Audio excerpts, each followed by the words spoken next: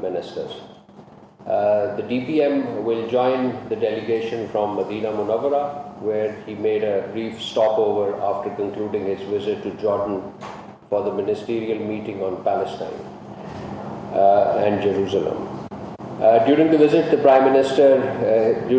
Saudi Arabia, the Prime Minister will meet His Royal Highness Prince Mohammed bin Salman bin Abdul Aziz Al Saud, the Crown Prince and the Prime Minister of Saudi Arabia. Discussion will focus on consolidating the Pakistan-Saudi Arabia bilateral relationships, as well as exchange of views on areas of regional and international developments of mutual interest. The visit marks Pakistan's long-standing partnership with the Kingdom of Saudi Arabia, anchored in decades of mutual trust, cooperation, and brotherhood. Although taking place against the backdrop of heightened tensions in the Gulf, the visit will carry immense significance beyond the immediate crisis and short-term considerations. It will further strengthen bilateral relations, deepen strategic cooperation, enhance coordination on regional and international issues of mutual interest, and also reinforce multilateral cooperation. Ladies and gentlemen, Pakistan remained engaged alongside with brotherly countries in our sincere efforts to resolve the crisis in the Gulf and the Middle East, especially with respect to the standoff in the Strait of Hormuz. As a littoral state overlooking Strait of Hormuz and the Gulf, Oman has, let us add that Oman has consistently played a very constructive role in promoting regional peace and stability. Pakistan acknowledges and deeply appreciates Oman's valuable contribution and its steadfast efforts to foster de-escalation and peaceful coexistence. Pakistan will continue to actively pursue diplomatic engagements and support all sincere efforts aimed at achieving comprehensive, just, and lasting resolution to this conflict.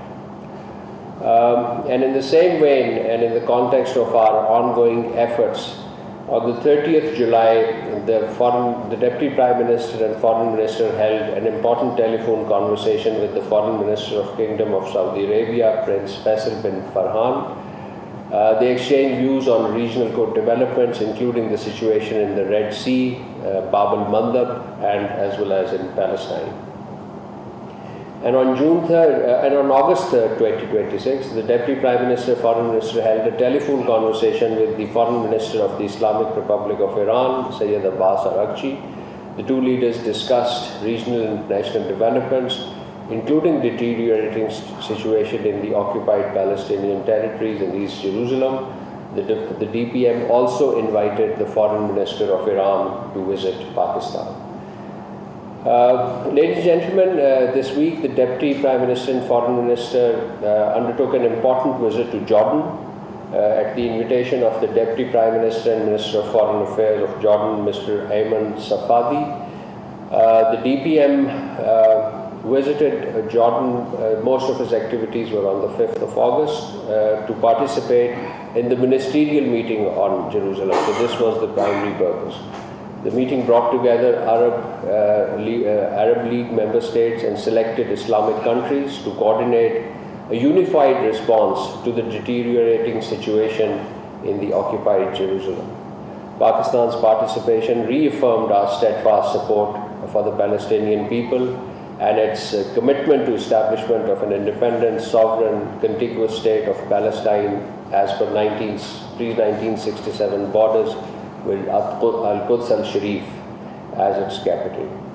On the sidelines of the meeting, the Deputy Prime Minister, Foreign Minister held bilateral meetings with the Foreign Minister of Jordan, Turkey, Egypt, Algeria, Iraq, and Somalia. The Foreign Ministers of our four countries, R4, as you know, ladies and gentlemen, is a grouping of four countries comprising Pakistan, Turkey, Egypt, and Saudi Arabia. So these foreign ministers of these four countries met for the fifth time since the inception of this group. The meeting took place in Jordan on the 5th of August. The ministers reaffirmed their unwavering support for the inalienable right of the Palestinian people including their right to self-determination and the establishment of an independent, sovereign Palestinian state. They stress that a comprehensive and lasting resolution of Palestinian question remains essential for achieving durable peace and stability in the Middle East. The ministers also reviewed regional situation and underscored the importance of continued consultation, close coordination, and diplomacy to promote regional peace, security, stability, and de-escalation. Another important development, ladies and gentlemen, this week was the 4th round of Pakistan-US counterterrorism dialogue. This was convened in Washington, D.C. this week, and our ambassador Nabil Munir, the Special Secretary of UN, led our delegation.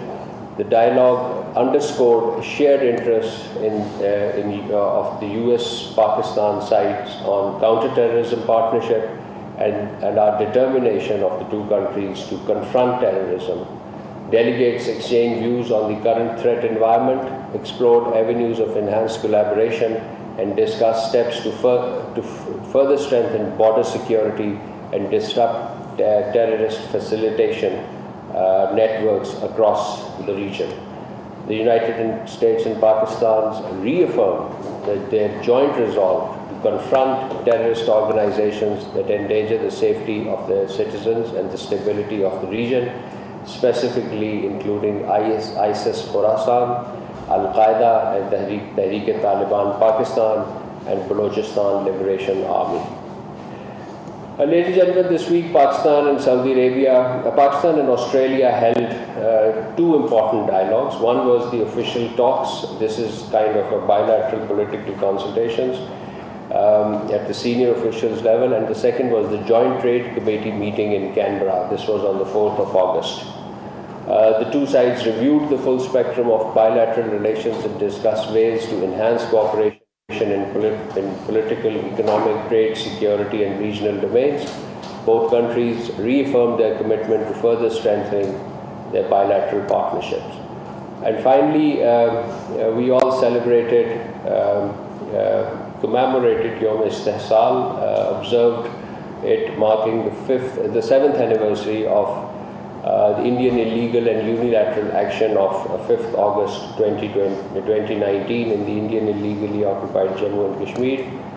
Pakistan reaffirmed its unwavering support for the Kashmiri people's inalienable right to self-determination in accordance with the relevant UN Security Council resolutions. So with this, ladies and gentlemen, I conclude my opening remarks and open the floor for question answers. Ji Saleh Zahra sir. Thanks, Raja.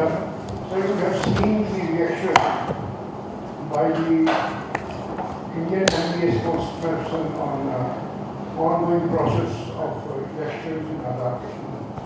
I need your reaction on that. Yes, we have seen those statements. Pakistan categorically rejects the baseless and politically motivated remarks by the Indian Ministry of External Affairs regarding the ongoing Legislative Assembly elections in Azad Jammu and Kashmir. It is unsurprising that India has chosen to issue such remarks on the eve of the 7th anniversary of its illegal and unilateral actions of 5th August, through which it seeks to alter the internationally recognized disputed status of Jammu and Kashmir.